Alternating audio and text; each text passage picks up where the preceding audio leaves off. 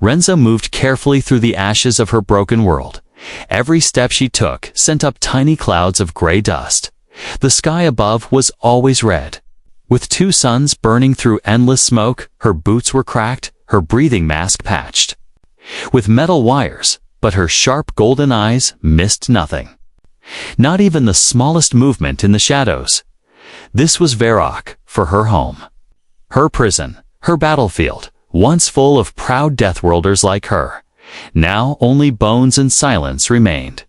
The galaxy feared her kind. Too strong, too fast, too dangerous, they said.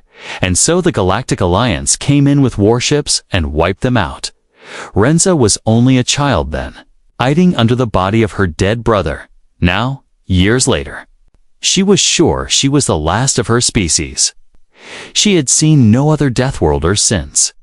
Only the hunting machines that scanned the surface every few cycles. She had learned how to survive, how to disappear. She drank boiling spring water, ate the armored insects, and slept inside cracked rocks. Renza had become what the galaxy feared most, a survivor. But on this day, something was different. Her sensor spike, half buried in the sand, began to beep. Not the normal beep of drones or scoutbots. This was heavier, slower. She climbed to the top of a black ridge and pulled out her lens. A ship was falling from the sky, trailing smoke and fire. It was an Alliance design, and it looked damaged, barely controlled. Renza narrowed her eyes. The ship smashed into the ground not far from her hiding place, throwing up dirt and flames. She waited, hand on her blade, breath slow. Whoever survived that crash would be either dead soon, or dangerous enough to fight for survival. Hours passed before the dust cleared. Renza finally approached the wreck, stepping like a shadow, silent and invisible. The ship was small, barely a shuttle. Probably single passenger. She climbed on top of it and looked through the cracked cockpit glass. There, slumped in the pilot's seat, was a figure, coughing and trying to stand. A human. She froze, eyes wide. What was a human doing here? And more importantly, how was he still alive? Humans were known, yes, but they were soft, weak compared to Deathworlders. Or at least that's what she had believed. But this one didn't die in the crash, didn't cry in pain. He pulled himself from the wreck, blood dripping from his forehead, and looked around like it was just a hike in the woods. He took off his jacket, tied it around his arm, and laughed softly to himself. Then, he said words that made Renza's heart skip a beat. "This place is perfect. Perfect." He called Varrock 4 the most dangerous planet in the sector. Perfect. Renza followed him silently for hours, hiding in broken pipes, under rubble. Behind scorched trees, she watched him drink the boiling river water like it was nothing. She watched him eat a firebug that would melt a normal tongue.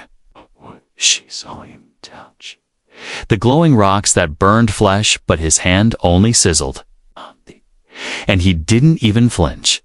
She began to feel something strange in her chest. Not fear, not hatred, but curiosity. Who was this man? What kind of human survives Varrock 4 like it's a picnic? That night, he made camp in the middle of a dried lava bed. No shelter, no shield. Just a fire made from beast bones and electric coils. Renza watched from the cliffs above. He hummed to himself while sharpening a knife, then leaned back and looked up at the stars. "This is better than Earth," he whispered. "Feels like home." Renza's fingers tightened around the stone she was holding. Earth. Was Earth like this? No, it couldn't be. She had always believed her planet was the only true death world, the only place that gave birth to monsters like her. And yet, here he was, human, laughing, surviving, enjoying it. She stepped back, her heart racing. For the first time in years, she felt unsure of her place in the galaxy. Maybe she wasn't alone. Maybe she wasn't the most dangerous creature in the stars. She looked down at the human, sleeping with one hand on his knife and a smile on his face. The fire crackled. A breeze blew past her long silver hair. Renza whispered into the night, "Who are you?" And in the darkness, the Deathworlder girl began to realize. Her story was only just beginning. Renza didn't sleep that night. She sat on the cold rocks high above the humans' camp, her arms around her knees, her golden eyes fixed on him. The human didn't seem like a soldier. It's not like the ones from the Alliance who had wiped out her people. He had no armor, no high-tech scanner, no bodyguards or weapons drones, and yet, he acted like nothing here could hurt him.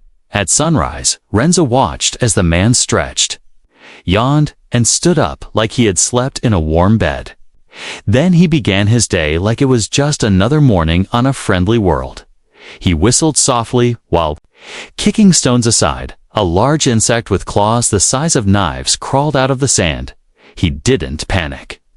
He stepped aside, watched it pass, and said, "Morning, bug guy." Renza was stunned. That creature had once torn through 3 of her clan's strongest warriors. Yet this human treated it like a lost puppy. Later, he found an old power relay tower, half buried in the sand. Renza knew it well. She had scavenged it years ago and found nothing useful. But the human climbed up like a monkey, pulling wires, tapping panels, and within minutes, it buzzed to life. Blinking green and blue, he sat under it, grinned, and whispered, "Now let's see who's listening." Renza's ears perked up. Was he trying to call someone? Was he part of a secret mission? She moved closer, hiding behind a broken heat shield, just 10 meters away. Then the human opened a small metal box. Inside were broken tools, wires, and parts. He began building something, hands moving fast but calm. No panic, no fear, just quiet. Focus. Renza had seen humans before on screens, in battle, or as prisoners, but none like him. He didn't look dangerous, but everything he did was, even the way he bent metal with his bare hands or used fire like a brush, he was dangerous. Without trying, just like her, hours passed. The human finally stood and looked toward the sky. Clouds moved fast above, heat winds rising. A storm was coming, a sandstorm filled with electric pulses. Renza knew this storm. It could burn skin, rip off roofs, and kill weak life in minutes. She expected the human to run for shelter, but he didn't. He stood there, arms out, letting. The first grains of sand hit his face. Then, slowly, he laughed. Renza's heart raced. Who was this creature? Was he human or something else? The storm hit with a scream, lightning cracking through the blood-red sky. Sand blasted across the land like a wave. Renza ducked into a crevice, covering her head. But before she did, she looked one more time. The human stood in the middle of it all, coat flapping, eyes closed, like he was absorbing the chaos, like he belonged in it. After the storm passed, the world was quiet again. Renza crawled out, shaking off the dust. The human was already back at work, cooking something over a new fire. His face was burned, but he didn't seem to care. He just smiled and said softly, "Tastes like earth chicken." Renza couldn't stay hidden anymore. She had to know. She stepped into the open. Her long limbs tense, knife in her hand. She didn't speak, only watched him. The human turned, looked at her calmly, and nodded. "Took you long enough," he said, like they were friends. Renza blinked. "How did you know I was watching?" she asked, her voice rough from years of silence. He smiled. "You breathe like a warrior, but your steps are quiet. But I've shared caves with night beasts. Takes more than that to sneak past me." She didn't lower her knife. "What are you doing here?" she asked. The human tossed a piece of cooked meat toward her. "Looking for a place that understands me," he replied. "Earth's too soft. Too many rules, too much noise. You're human," she said sharply. "You shouldn't survive." "Here, yeah," he said, grinning. "I get that a lot." She narrowed her eyes. "What's your name?" "Cole," he replied. "And you?" "Renza." They stared at each other, the fire crackling between them. He gestured to the space beside the flame. Sit, Renza. You've been alone too long. Same as me. She didn't move, but inside, something shifted. This was the first time in years someone had said her name, the first time someone looked at her without fear or hate. And the first time someone made her wonder maybe she wasn't the last.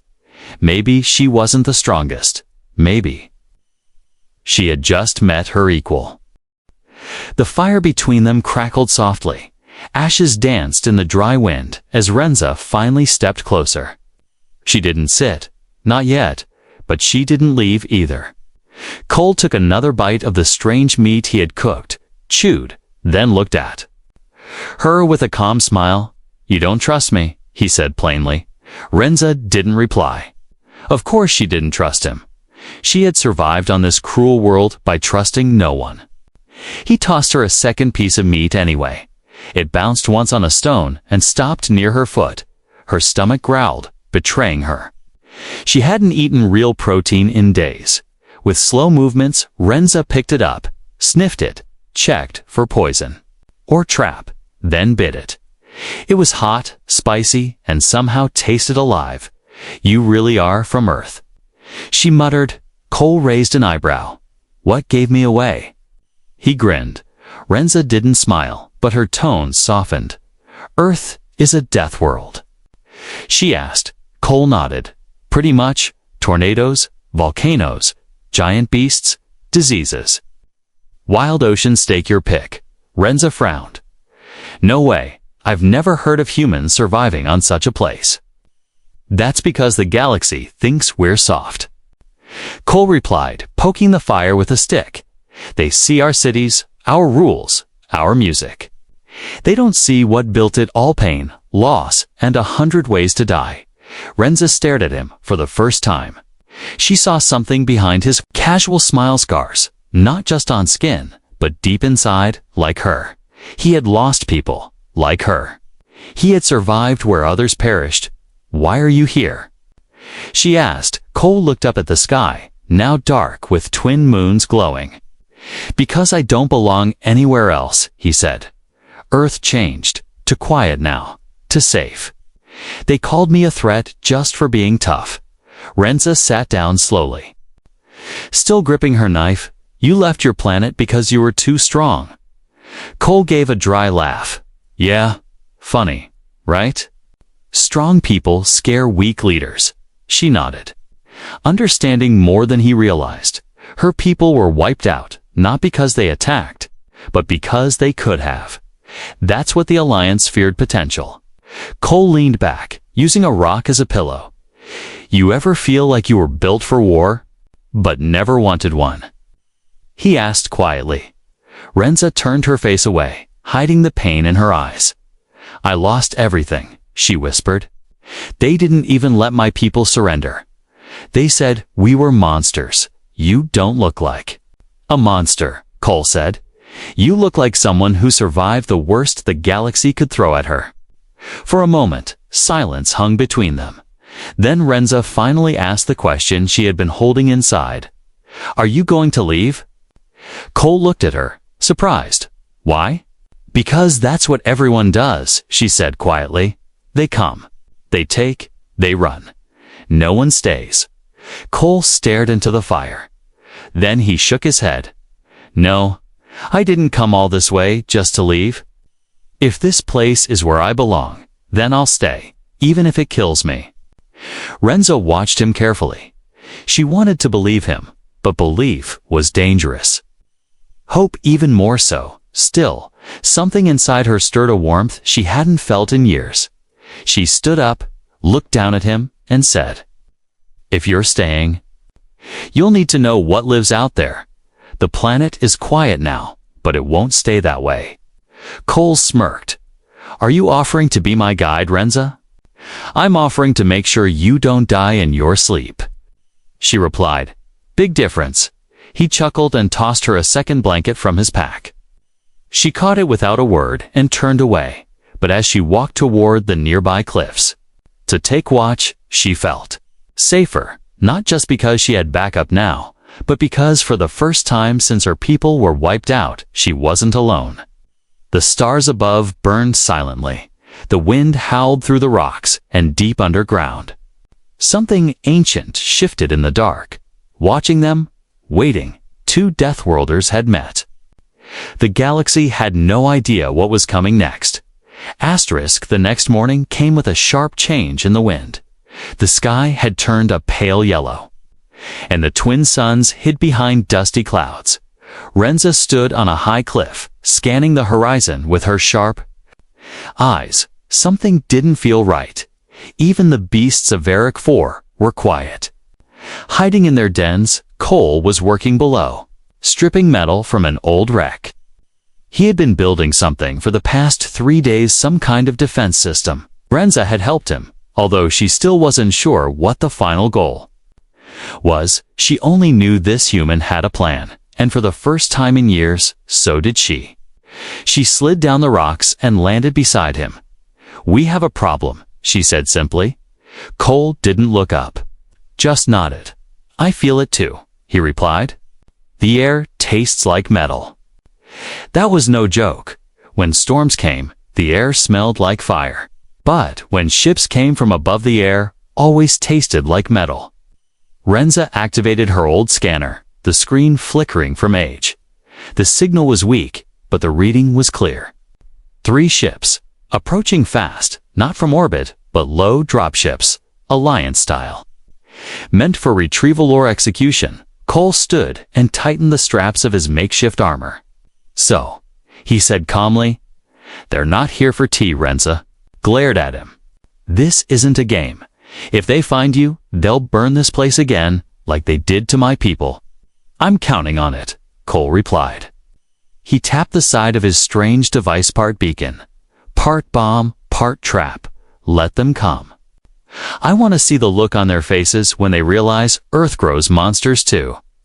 She stared at him, heart beating faster. "You want them to find you." He smiled darkly. "Not me, us," before she could argue. The sound hit them, a deep hum, followed by a heavy roar. The sky split open as 3 dark ships pierced through the clouds. They flew low, slow, scanning every rock and cave. Renza grabbed her spear and ran with Cole toward the southern ridge. It was their trap zone, an area they had prepared for weeks without even knowing why. As they ran, memories rushed back to her. The last time ships came like this, she was only a girl. She had watched her mother vaporized in front of her eyes. Her home turned to fire. But this time, she wasn't helpless, and she wasn't alone from behind boulders. Cole activated the first trap. A line of scavenged parts hummed with stored plasma energy. As the first ship hovered close, it fired a scanner beam toward the ground. That's when Cole's trap triggered. A pulse of light exploded upward, hitting the ship's stabilizer. The craft spun, lost control, and slammed into the rocks. Flames erupted as the ground shook. The other 2 ships changed course fast, but Renza was already in motion. She moved like a ghost through the dust. Her spear slicing through the first wave of ground troops. Cole followed, using pieces of broken metal as weapons. He moved with skill, fast, ruthless, without hesitation. The Alliance soldiers, dressed in perfect white armor, weren't ready. They expected a lone savage, maybe one desperate survivor. Not to Deathworlders fighting as one. One soldier tried to retreat, but Renza was faster. She slammed him into the sand, his helmet cracking. "What are your orders?" She growled. "Why are you here?" The soldier coughed blood to retrieve the human codename, Aberrant. Renza's eyes widened. They had come for Cole, not her. Not to wipe her out, to erase him. She looked over at Cole, who was busy smashing a drone's eye with a pipe. He wasn't just some wanderer. He wasn't lost. He was hunted when the final ship tried to escape. Cole aimed a stolen blaster and fired. The blast hit its wing, sending it spiraling into the canyon. Silence returned. Only the crackle of flame and sparks filling the air. Cole walked over, breathing heavy, but still calm. They didn't expect "A welcome party," he said, wiping blood from his lip. Renza stood still, confused and angry. "They came for you. Why didn't you tell me?" Cole looked at her, his eyes more serious than ever. "Because I didn't know who I could trust," he admitted, "but now I do." She stared at him, torn between loyalty and fear. "They'll send more," she said quietly, "stronger ones." "Bigger ones? I hope so," Cole replied. His smile was gone now. "I need the galaxy to hear us loud and clear." Renza looked down at the broken armor of the soldiers, then up at the sky where the ships had come from. For years, she had been hiding, running, surviving. But now the war had come back, and this time she wasn't going to run. This time she was going to fight with him. The smoke from the last ship still rose into the sky. The ground was scattered with broken armor, sparks, and blood. But Renza and Cole stood tall in the middle of it all, their weapons still in hand. Their breathing was heavy, but their eyes burned with fire. "They'll be back," Renza said quietly. Cole nodded, wiping dirt from his face. "They always come back. This time, they didn't run. They started preparing." They moved across the rocky land, gathering metal, broken ship parts, fuel cells, energy packs. Anything they could use. They built traps in the canyon, spiked pits in the sand, and walls of heat-reflective plates. Renza taught Cole how to use her people's poison crystals. Cole taught her how to create shock bombs using only wiring and pressure coils. They didn't sleep much. Every hour was spent building or training, and strangely, laughing despite the danger, the two survivors had started to trust each other deeply. "I never thought I'd find someone who enjoys explosions as much as me," Cole joked. Renza smirked. "You're slow with a blade." "But I'll admit you're clever," he grinned. "I'll take that as a compliment." Then, just after the third sun cycle, it happened. A massive shadow darkened the sky.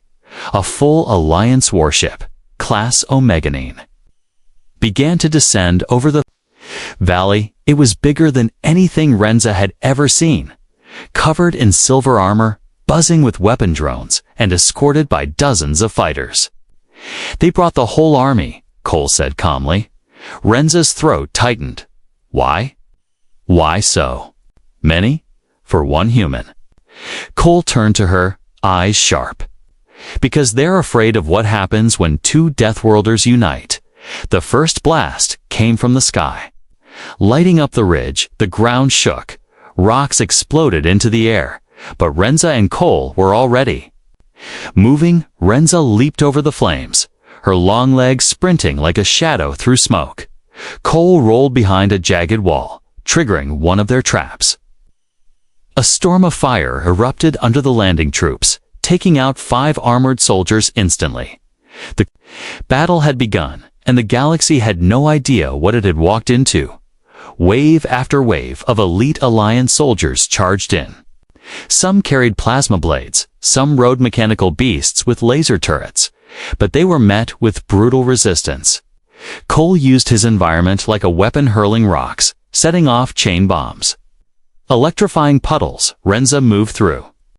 Enemies like a dance of death, silent, fast, precise. She flipped over a tank, sliced its driver's throat, and used the gun to shoot down a drone. One soldier shouted through his helmet, "They're not soldiers. They're monsters." But Renza heard him. "No," she growled. "We're survivors." More ships landed, releasing walkers and bombers. Cole pressed a detonator, and a section of the ground erupted his biggest trap. The explosion threw sand and metal hundreds of meters into the air. Fighters were knocked from the sky, their engines spinning wildly. Inside the warship above, the Alliance commander watched the chaos unfold. "This is impossible," he muttered. "They're outnumbered." 50-1. Another officer trembled. "Sir, permission to retreat." The commander slammed his fist down. "No. The human is labeled Aberrant Alpha. He must be terminated at all costs."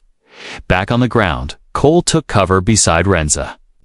Both breathing hard, they were scratched, bruised, bleeding butt. They were still standing. "More are coming," she said. "Good," he answered. "I want them to see this." He pulled a communicator from his pocket, one of the working Alliance devices he had stolen. He looked at Renza, then pressed the button. A message echoed through all channels, across ships, planets, and stations nearby. "This is Cole of Earth. To the Galactic Alliance, you tried to kill us, erase us. You called us monsters.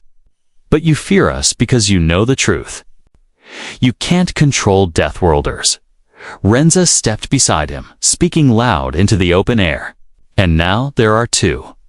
We won't hide anymore," Cole continued. "We're not here to destroy the galaxy, but we will defend ourselves from anyone who tries." Then he ended the transmission. Renza looked at him with pride. "You just made us a threat to the entire Alliance." He smiled. "Good. Now they'll think twice before sending more." In the silence that followed, the last wave of enemies backed off.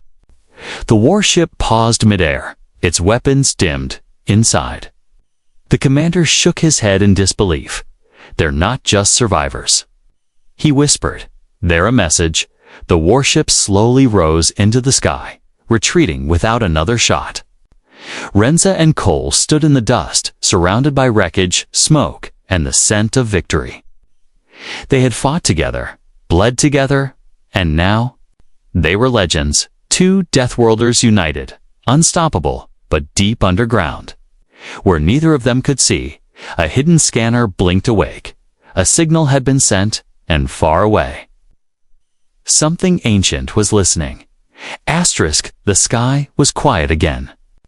The Alliance warship had vanished beyond the clouds. Only smoke, dust, and broken machines were left behind. Renza and Cole stood among the ruins, breathing slowly. The wind carried the scent of burnt metal and victory, but neither of them smiled. They knew the battle wasn't over. This was only the beginning. Cole moved toward a shattered walker, pulling wires and scraps from the wreckage. Renza watched him, her spear resting on her shoulder. Her body ached from the fight, but her mind was restless. Something was bothering her, something she couldn't explain. "They're scanners," she said suddenly. "They weren't just tracking you." Cole looked up, wiping sweat from his brow. "What do you mean?" She walked over, crouched near the damaged walker, and pried open a small compartment. Inside was a blinking diskwand she had never seen before. Not a weapon, not a tracker, but a signal seeker. She pulled it out, eyes narrowing. This wasn't looking for heat or motion, she said. It was searching for life signatures, specific ones. Cole stood beside her now, studying the device. He tapped its surface, and a hologram flickered into view. Coordinates, deep underground, far from their location. Renza's heart skipped. "That area," she said slowly, "that used to be a sacred zone. No one was allowed near it, even before the fall." Cole stared at the map. "Then maybe it's time someone went back." They packed quickly, only taking what they needed: weapons, water, light, gear, and a small scanner. By nightfall, they were already halfway across the dry basin. The stars above were silent witnesses as they climbed deeper into the forbidden zone. Renza remembered this place. As a child, she had asked her elders what was hidden here. They always told her the same thing: some powers are too dangerous to awaken now. Years later, she and Cole stood at the edge of a wide crater. At the center was a massive stone gate, almost buried by time. Symbols glowed faintly on its surface. Cole approached it slowly. Hand outstretched, the stone pulsed. Under his touch, "It's reacting," he whispered. "Not to me, but to you." Renza stepped forward, placing her hand beside his. The symbols brightened, and the gate trembled. A low sound echoed beneath their feet. Then the ground opened. They slid down into the darkness, landing on metal. A long tunnel stretched out in front of them, lined with blue lights that flickered to life as they walked. The air was cold, untouched for years. Their footsteps echoed like thunder. At the end of the tunnel was a large chamber in the middle. stood a cryopod, old but still powered. Frost covered its glass surface. Hiding whatever was inside, Renza stepped closer, her fingers shaking as she wiped the frost away. Inside lay a young girl, a Deathworlder. Her skin was pale, her arms crossed over her chest. She looked just like Renza had at that age. "She's alive," Cole whispered, scanning the pod, vitals stable, brain active. This pod was keeping her hidden. Renza couldn't speak. Her throat closed, her knees felt weak. All this time, she thought she was the last. But this child, this little girl, was proof her people were not gone. Not entirely, Cole placed a gentle hand on her shoulder. "You're not alone anymore," he said softly. "You never were." They worked quickly, unlocking the cryopod sequence. Steam hissed as the chamber slowly opened. The girl's fingers twitched, her eyelids moved. Then her eyes opened, golden like Renza's. She gasped, breathing air for the first time in years. Her gaze locked onto Renza's face. "Are you my mother?" she whispered weakly. Renza dropped to her knees, tears burning in her eyes. "No, little one," she said, voice trembling. "But I'm your people." The child reached out, and Renza took her hand. For the first time since the destruction of her clan, she felt whole. Cole knelt beside them, his voice soft but serious. If the Alliance was searching for her, that means they knew. They knew she was here. Renza looked at the child, then at the blinking lights still active on the scanner. "They'll come again," she said. "But this time, we protect her." Cole stood and loaded his weapon. "Then we'd better prepare." Above them, the signal from the opened cryopod pulsed into space, far beyond the stars. Ships began to shift course. Not just Alliance this time, others. Darker, watching, waiting. The girl was not just a survivor. She was a key to something ancient, powerful, and dangerous. And now, she was in the hands of two Deathworlders. The galaxy would never be the same again. The girl's hand was small and warm in Renza's grip. Her golden eyes blinked slowly, adjusting to the soft blue lights of the chamber. She was confused, weak, but alive, and that was more than Renza ever thought she'd find again. Cole stood beside them, watching the scanner in his hand. The signal was rising, pulsing brighter with each second. He didn't say it out loud, but they all knew what it meant. Someone was coming. This pod. It wasn't just hiding her, Cole said quietly. It was broadcasting her presence the moment it opened. Renza nodded, her voice steady. "They'll come. And they won't just send soldiers this time." Cole looked at her. "No, they'll send gods." They carried the girl out of the underground ruins as fast as they could. She was still recovering, her legs weak, her voice quiet. But she clung to Renza's arm like she had known her forever. "I dreamed of you," the girl whispered. "Once, in the cold sleep, I saw a shadow. And it looked like you." Renza's chest tightened. She didn't answer. But her grip around the child's shoulders grew firmer. Back at camp, the sky had already begun to change. The stars above were shifting slowly. Unnaturally, Cole pointed toward the black horizon. "There," he said. "See that glow? That's not a moon." A ship was coming. Larger than anything either of them had seen before. It wasn't Alliance-made. It was something older, something ancient. Something that hadn't moved in thousands of years until now. The child sat near the fire, her knees drawn up to her chest, her eyes wide with fear. "Why do they want me?" she asked softly. Renza knelt beside her, brushing a silver strand of hair from her face. "Because you're rare, because you're strong, because they're afraid of what you'll become." Cole finished placing the last of their defense charges. Then he turned to both of them, his voice calm. "I made a choice when I crashed here. I said this world felt like home. Now I know why." He pulled out the communicator and recorded one final message. A warning, a declaration, a memory. "This is Cole of Earth, and this is Renza of Varric. 4. You erased our people. You hunted us. You tried to control what you didn't understand.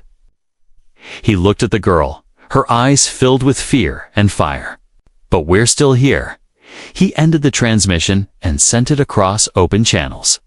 All frequencies, all directions, let them come, let them hear, let them know what survived. The ship in the sky was now above them. It made no sound, but the pressure of it could be felt in their bones. It cast a shadow so wide it swallowed the land. Then beams of light fell from its sides. And from those beams, they came tall figures. Armored in black and gold. Not alliance, not human, something older. Something that once ruled the stars and was erased from records. Renza stood up and walked forward. Her spear in hand, Cole loaded his last weapon, cracked his knuckles, and stepped beside her. They didn't speak. They didn't need to. The girl watched them, her breath quick. Then she stood too. She was small, scared, but she stood, and that was enough. The first figure stepped forward. Helmet reflecting the firelight, its voice came through a speaker. Cold and ancient, give us the child, and we'll spare your lives, Renza laughed, short and bitter. I've heard that before. Cole raised his gun. You'll have to take her over our dead bodies. The figure paused. So be it. The battle that followed shook the land. The ancient warriors moved like shadows, faster than thought. But Cole and Renza moved faster, stronger, smarter. Together, they fought like two parts of one storm as fire. Her speed, his fury, her precision. They didn't let the enemy surround them. They dared the enemy to come closer. And when the child saw them bleeding and still standing, she screamed not in fear, but in fury. And something deep inside her awoke. A wave of force exploded from her body, knocking down the enemies like leaves in a wind. Her eyes glowed like twin stars. Her scream became a roar. The ancient ship above shuddered. Its lights flickered. Then it turned, retreated. The child fell to her knees. Exhausted, Renza ran too. Held her close. It's okay, she whispered. You did it. Cole limped over, wiping blood from his mouth. Remind me never to upset her, he joked weakly. Renza smiled. For real this time, noted. They stood together, 3 survivors, 3 Deathworlders. The galaxy had tried to erase them, but they had become a legend instead. Cole looked up at the sky.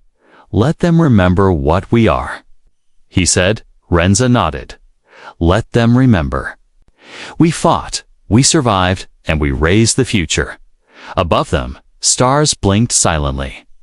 But across the galaxy, thousands heard their message. Some feared it, some respected it, and some were inspired. The story of the last Deathworlder had just become the beginning of something greater.